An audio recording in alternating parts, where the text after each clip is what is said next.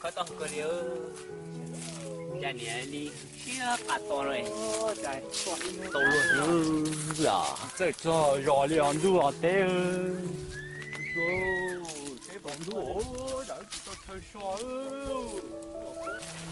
我们扎头去，因为这不用，我可能上比处理这上面不要嘛么呢？哎，都得忙忙的。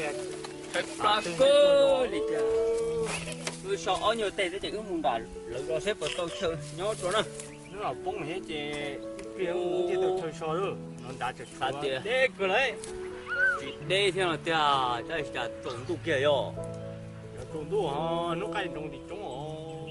要关切掉路啊，我溜的有点白鸟。小个步子呢，只路嘅，该点。木上面那些草上地中毒。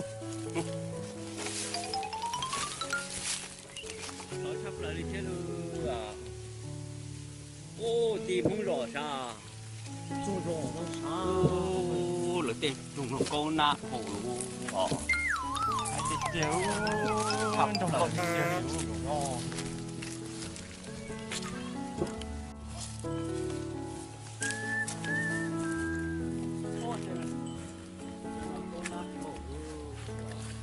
trời ơi mà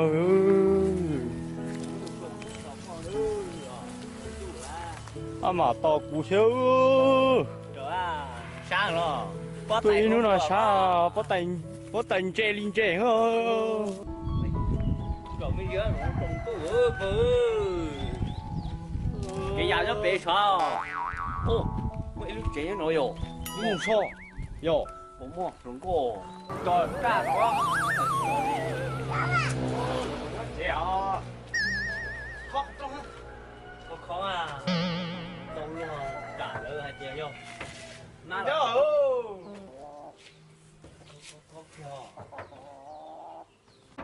bây trẻ ơi khi đấy ơi thọ đấy không từ nè cho hai cái tiền một từ à từ nè ô dạ luôn ô trông là có sao có lá luôn cô trông ta hầu hè cô lá luôn cô tòa thật đấy không ở đây hầu à em muốn đây bự hầu nè tôi tuần khinh kió rồi tôm đã mà ba đi tên đấy hờ lên lên ô xa cười rồi mà mau luôn kỳ tài ôi đúng rồi rồi tao con không cho con nó chết cho con nó chết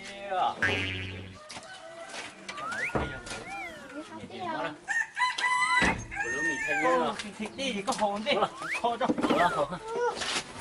bữa mì thanh nhung là kỳ đi hả ô tôi cay từ xuống rồi à bao à khá từ rồi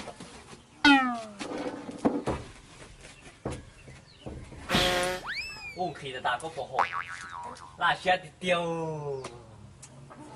thì hả trời sắm luôn cổ yên ta lại nó kìa không có thằng mà nó thái nó thái kìa ấy cho một cho khổ chết rồi à dạ khởi chết rồi đó sống một trong lò nà bẻ wow thả rủi dây rồi cái thả cái đây cú chơi thả ra thế là chỉ cả liền lại nhá có nhiều cái thứ thả但係我度個茶咧條澳嘅我度個寶ê ở tôi mua anh em bèo chào cũng giờ không giờ lo được không má thằng tựa to ê tôi liệt chế những gì cứ sầu này nó phải lại đây đâu có ý đâu thứ tao chị dấu tao ô ê là bãi chìa rồi bay xe thế nào nếu tê đâu nó là nổi cái đâu Ê, lấy tôi mới chờ. Ê, tôi mua tên nhau khổng, đâu đi nếp bỏ nó sẽ à rồi. nhưng mà nó cái phía đó ở trên này đó ba hay là chị người cũng ra cho nó họ cũng ra cho cô béo chị của tên to gì cả cô tôi mua nếu bây giờ Tôi đi chờ cô ha. Cô á chị. Cho cô to xe rồi, nó tại mà là xe chào. cho mấy cái bây giờ à giờ chị sai cho nó tao mà mất cô rồi nè sai à Ê, cô vừa à, tôi cũng mua à. Chúng mua nữa chỉ là tiền đấy, bây giờ nè. Tiền nó sẽ cô ha. ô chị chỉ mua vá xả Mua quá gì, rồi là xe cô ấy, muốn cô nó xe rồi. chị hả à cô tôi kêu à Đó, chúng ta sợ mới đó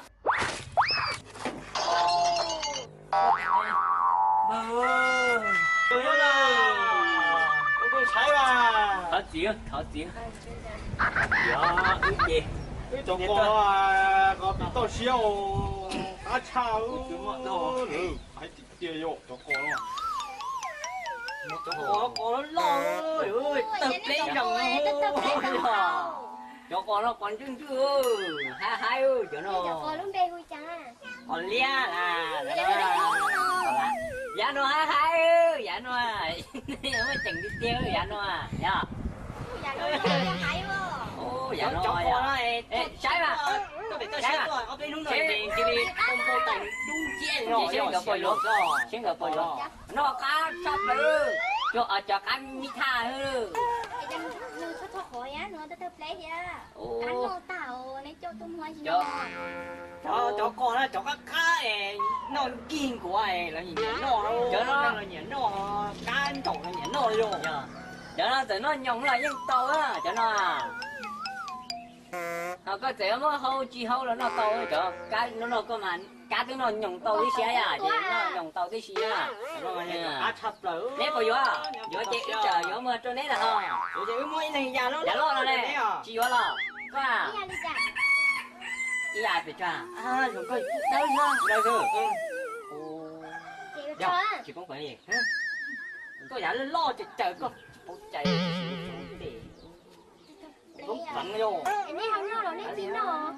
rồi có nó nhồng to à to nó chia ơi chỗ cô chỗ cô nó Lấy chia cô đau vậy cho nó. nó lên mà cũng là nó nói tí là sò. ít phén là sao này đi mà chị nếu chị có được cả ta đâu sai kia là lúc tháng nào chuẩn mẹ quậy ra Rồi mà này chị luôn ha theo. giờ ít chị phụ ốc kia trên đó Bây giờ chị bút có ta ư giờ. phụ cả lúc tháng con nhỉ lúc ai ốc con nhỉ lúc Thằng cô. Chả giờ thằng cô lúc rồi giờ thằng cô gì à? bố tôi nữa rồi nếu phải nhỉ à Nhiều lúc nãy nữa. Nhà lo. Rong rau. Đã to xe rồi. chỗ có là chỗ Qua đi tôi đi ra ở bên gì nữa. Cho bớt thầu à, xe chỗ chí chừng nhỏ cho nó luôn. vô chỗ nó chỗ có khó một tuần một tê chỗ anh chị cá khâu bánh đi tôi theo chỉ làm tua dùng nhiều cho nó Đi sao tông đi thế rồi. tôi không thì cho nó mà nâng nhiều nếu là khổ đó đi cho lớn mình ta đi cho nó kỳ hơn không lúc mình chỉ dùng cả cái lúc nó Ô, mình thấy nhúng xa. lúc nào mình thấy như thế chúng nông công câu hết ta chỉ nó mà chỉ mua lúc nào mà chỉ mua mà Mà ước khó xe hả? mình lo là lại bằng thôi à Thì nhúng xa rồi. Nó thấy. trái cô lấy mà Đâu có nè. gì. trái gì cô trái Cô vô. nó nhỉ Tôi bỏ đi rồi. Nó cứ lên nhìn cô cha nè. lúc nghe còn rõ tao tới rồi mất mà trong mình chỉ có bém thôi nên nhiệt tra hết giờ có nhiệt tra Nó nhìn cứ chiang à. cứ theo cho cụ cho bém rồi nhưng mà hả lúc nào thì tới thật thì đó ô lúc sau tới nó rồi sao nó chỉ tới nè có hai một đâu á chặt cái chiếc gì đó đi Cho bố là cho chia. Cho mẹ sẽ có tao nhẹ rồi. cho nó cho cùng đi bông à đi bông không Sony do Không biết thế nào. giờ cười cho nó mà ta chỉ có xí ra tiền mà mua đó cho nó là nó không có tiền Thì nó mà chỉ cả đâu Ở đây rồi đi chào. người chỉ chơi nên plong đấy dạ là họ nên là chỉ thàn đâu là chẳng nên là nhớ mà chết chỉ cả là chơi thàn nó ấy mùng gì mua trong mai cho em nếu mà nó xoay rồi mới ra câu là anh chị cứ chết là tôi đây dạ cái liền ô là tao luôn lại sao tao à tao vậy mùng gì mới thế là lo rồi linh đạo ít béo mà lo sổ nè rồi đó mà một chỗ ít béo mà Tôi đấy là sao này? hôm nay hết tua cái đó mà tua tao xé tua là bé nhá bé mà nó sẽ sao tua cái bé cái nó nó cái em bố chú nó tao chỉ tua thế mà Dạ. Nó đấy chọn con nó không biết đâu nha. cái mùng gì ơ ít béo mà lo sao đâu Đây là lấy thế này rồi. mùng lúc trẻ tỏ sao ít bé mà lo ô còn mới nào còn luôn rồi chị một hai một cũng là nó biết là nó quê à trung quốc đó Yo, anh mong bắt tay bán nồi yo. Mẹ tia tao kể chuyện tuổi định buộc chú tia yo. Chê. Bán nồi tí tiêu. Ít tia cho tia yo lo bưng nó nhá. Yo luôn cứ chỉ đáp đây yo. Chả mất tủ ký ư thế yo. Tiêu sắp thiết ở trong cả nào. Chả ta ký tao sắp phải luôn. Lẽ tôi lấy tí tiêu rồi có lẽ tôi xuyên rồi. Nhưng mà cái 언니 거야 cô nói đủ rồi đủ này tao có lẽ rồi đủ đủ lấy lâu lâu chẳng mất cái đâu nó có nói lẽ nha họ đau hiếp họ đa sư rồi có lẽ này lưu tí tiêu chỉ cho nó không có muốn nó sao nhưng mà thế nữa rồi cháu chồng không khâu họ lư cá lô cắn nồi á nên bao nào chỉ có một tủ là ký đô tê bạc mà nói mất chạy được số thế là trong bảo á bưng gió à rồi nó khó trong gì căn chờ còn cả số nào cả số muốn mặn gió là trái biang cái lỗi cái nó mò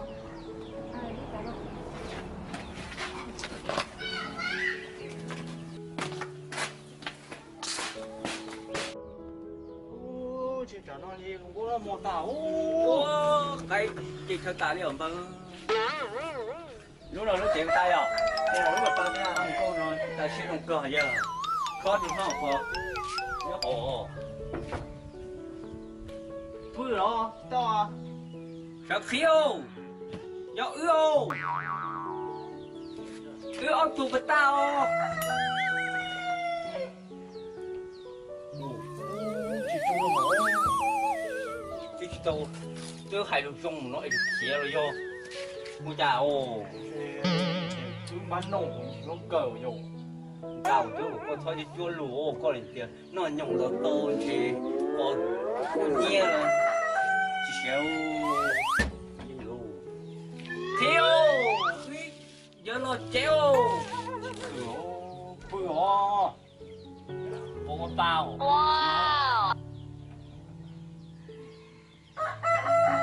lúc ở trong là tôi khi ở đâu cái chuyện mà lúc khi đua hộp số thôi chứ đi tôi chua hộp chạy cổ có nhà cái tập lên nó tao cũngต้องđược xem được chỉ số xuyên ok có giờ có chứ cá có giờ có chị nó cũng còn hát một đâu chứ nát coi hết rồi có bên tay gì bay nữa mau một vật gì chứ có tên tụ kế hơi rồi với tí chỗ có rét tụi tôi nào đi ý ơn nó mà tôi